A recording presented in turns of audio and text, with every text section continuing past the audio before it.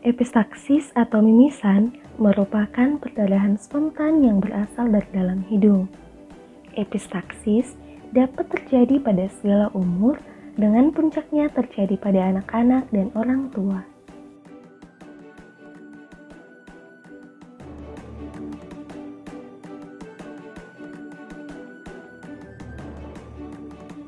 Bagaimana sih terjadinya mimisan itu?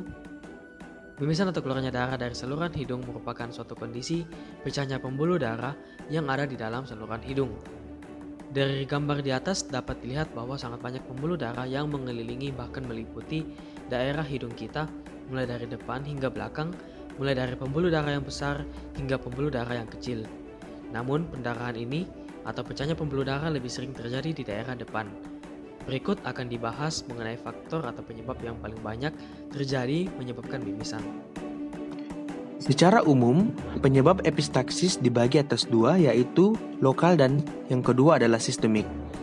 Penyebab lokal terutama trauma, sering karena kecelakaan lalu lintas, olahraga seperti karena pukulan pada hidung yang disertai patah tulang hidung, mengorek hidung yang terlalu keras sehingga luka pada mukosa hidung, adanya tumor di hidung, adanya benda asing atau sesuatu yang masuk ke dalam hidung, biasanya terjadi pada anak-anak, atau lintah yang masuk ke hidung, infeksi atau peradangan hidung dan sinus atau rinitis dan sinusitis. Selanjutnya adalah penyebab sistemik. Penyebab sistemik artinya adalah penyakit yang tidak hanya terbatas pada hidung.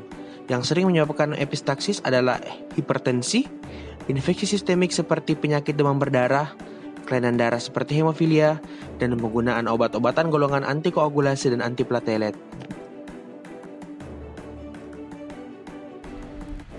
Berikut gejala epistaksis atau mimisan. Darah menetes atau mengalir keluar dari hidung. Volume darah bisa sedikit atau banyak. Apabila sumber perdarahan dari pembuluh darah terletak di belakang hidung, maka darah bisa mengalir sampai ke belakang rongga mulut. Perdarahan yang masif atau banyak dapat menyebabkan pasien terlihat lemah, gelisah, dan pucat. Bila Anda mengalami gejala seperti mimisan tidak berhenti dengan penekanan, mimisan yang hebat dan dapat menyebabkan pingsan, mimisan yang berulang atau terjadi sumbatan jalan napas, mimisan pada bayi atau anak berusia 2 tahun, mimisan akibat kelainan struktur hidung dan trauma pada wajah, maka segera ke dokter THT terdekat. Penata laksanaan mimisan atau epistaksis. Langkah pertama yang kita lakukan dalam penanganan epistaksis ini adalah dengan identifikasi lokasi perdarahan.